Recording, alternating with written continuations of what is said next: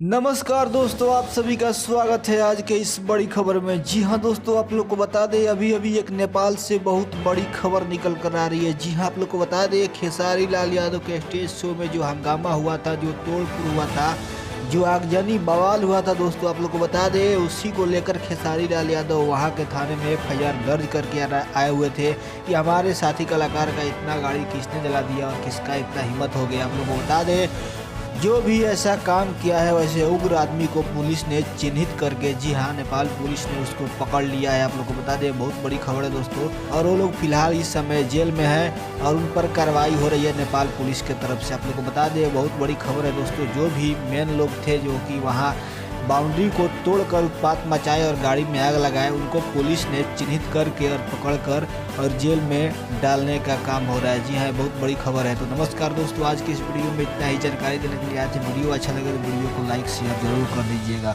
नमस्कार।